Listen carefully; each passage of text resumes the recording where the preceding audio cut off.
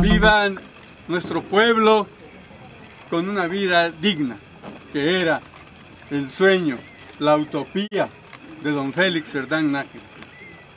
Compañeras y compañeros, ¡viva Félix Cerdán! ¡Viva!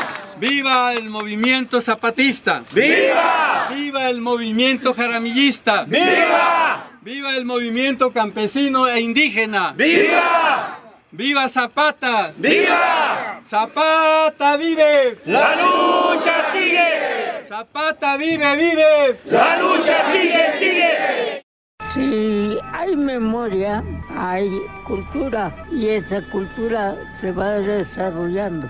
Necesitamos pues que haya memoria, que haya cultura. El 22 de febrero falleció a los 98 años Félix Cerdán Nájera, el último sobreviviente de la guerrilla jaramillista en el estado mexicano de Morelos. Don Félix era lugarteniente del líder agrario Rubén Jaramillo y a su lado participó primero a través de la lucha social y después por la vía armada en defensa de los derechos de los trabajadores y cañeros en el ingenio de Zacatepec, Morelos. Gilberto López y Rivas es investigador en el Instituto de Antropología e Historia y colaborador del diario La Jornada. A los 98 años, siempre activo, siempre, pues desde que era joven y toda su vida, entregado a la causa del cambio, de la revolución. Cerdán Nájera nació el 19 de enero de 1917 en la comunidad de Tehuixtla del municipio de Jojutla, en la región sur, y principal zona de influencia del Ejército Libertador del Sur de Emiliano Zapata, donde vivió sus principales batallas y solamente abandonó la región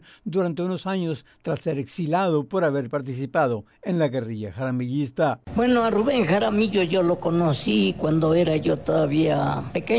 Él fue ministro de la Iglesia Metodista y con frecuencia nos veíamos. Pero posteriormente, en el año 42, se dio una lucha obrero-campesina en torno al trabajo del ingenio azucarero Emiliano Zapata. Y fue allí donde participamos mucha gente y me tocó estar participando en eso. Fue entonces cuando estuve o empecé a estar más cerca de Rubén. Él transitó de la lucha legal a la lucha armada, de la lucha armada a la lucha legal. Durante mucho tiempo estuvo huyendo, era muy peligroso para él o para los jaramillistas vivir en el estado de Morelos. Había un sicariato que los perseguía, entre ellos a Félix Cerdán. Él era conocido de muy diversos nombres, uno era Rogelio, otro era el maestro, porque, bueno, él fue maestro de escuela a pesar de no tener estudios. En 1943 participó en el levantamiento armado que inició Rubén Jaramillo y en febrero de ese mismo año resultó herido en combate y fue hecho preso. Después fue liberado mediante una amnistía otorgada por el gobierno federal gracias a las gestiones del general Lázaro Cárdenas del Río. La mayor enseñanza tanto de Rubén Jaramillo como de Zapata fue la sencillez, la honestidad y la firmeza de no corromperse.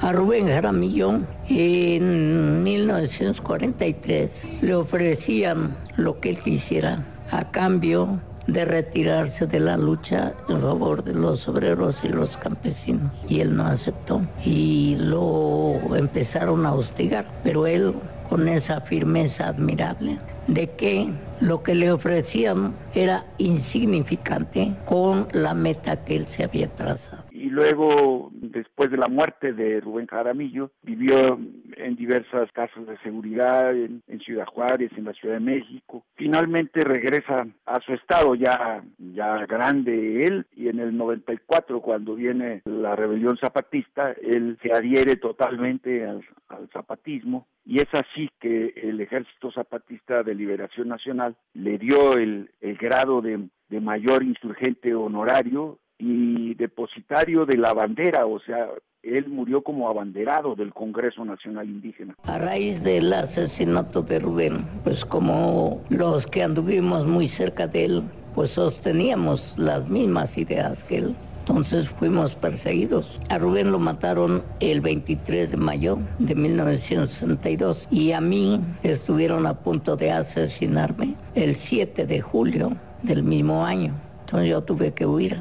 Posteriormente me concentré otra vez a mi pueblo y el 25 de mayo del 69 también tuve que huir porque estaba a punto de ser asesinado. Me acusaban de estar encabezando una rebelión.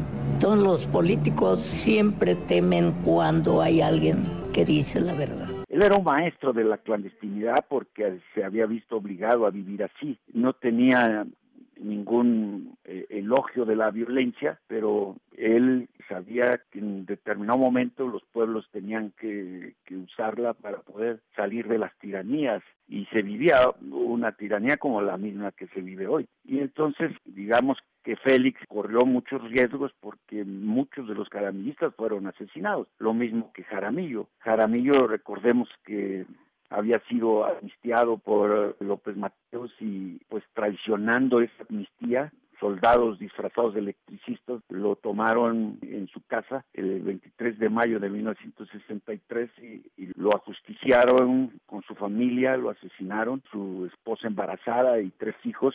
Hubo algunas gentes que llegaron a decirme que pues dejara yo la lucha porque eso significaba peligro de perder la vida. Yo me tracé la meta de que pasara lo que pasara, yo seguiría. El resultado es que, pues con el tiempo, realmente ese ideal se ha fortalecido. Hemos logrado sobrevivir a una serie de problemas, de peligros. Y esto produce satisfacción, porque en definitiva la lucha no puede ser de otra manera. No hay una lucha en favor del pueblo que no signifique correr peligros. Los jaramillistas eran una continuidad del zapatismo que al ver incumplidas las promesas de la revolución siguen la lucha inspirados en los ideales de Zapata. Y triunfada la revolución cubana se funda el Partido Agrario Morelense, Félix es uno de sus fundadores, y luego se pasa de lo que podría ser la lucha agraria a una lucha que tenía como propósito y objetivo el establecimiento del socialismo en México. El cambio no solo debemos verlo desde el punto de vista de que pues ya tenemos un gobernante de otro partido. Eso no es un cambio profundo, es un cambio de hombres con la misma política de enriquecimiento de unos y de miseria para los otros. El cambio debemos empezarlo a formar o a lograr en cada uno de los que participamos en esta lucha. Si no logramos cambiar nuestras ideas, nuestras actitudes, no habrá cambio posible. Él estudió marxismo en la organización en la que estuvimos, era una organización marxista, y pues al vivir en numerosas casas huyendo de los sicarios de Morelos, pues se puso a estudiar y a leer, y por muchos años vivió con un profesor universitario, licenciado en Derecho, que fue muy amigo de él y de la que fue su esposa, y durante años tuvo una biblioteca la cual leyó. Era un autodidacta que se autorreconocía como socialista, como marxista. Para algunos activistas del pueblo de México, no solo enfrenta las arbitrariedades de un gobierno corrupto, vendido y servil a intereses extranjeros, sino que policías, militares y espías de potencias vecinas operan con libertad dentro del territorio nacional, apoyados además con alta tecnología bélica. López y Rivas habla de un contrapunto constante. Uno no puede subestimar la capacidad técnica, pero la capacidad técnica no es lo determinante. Lo determinante son los seres humanos y la ética que sostiene las luchas de los pueblos. Lo determinante es la consistencia moral y la conciencia de que uno está luchando por la humanidad. En sus últimos días, Félix Serdán Nájera dedicó su esfuerzo a la creación de institutos culturales como la Universidad Campesina del Sur de Morelos y después creó el Instituto Cultural Autónomo Rubén Jaramillo. Las y los que le conocieron aseguran que Nájera fue siempre un hombre fiel a sí mismo, a su lucha por hacer de la realidad un lugar verdaderamente habitable para todos. En Los Ángeles, yo soy Fernando Velázquez. Murió don Félix Serdán, combatiente guerrillero. Murió don Félix Serdán, combatiente guerrillero. Su lucha es un gran ejemplo para toda la nación.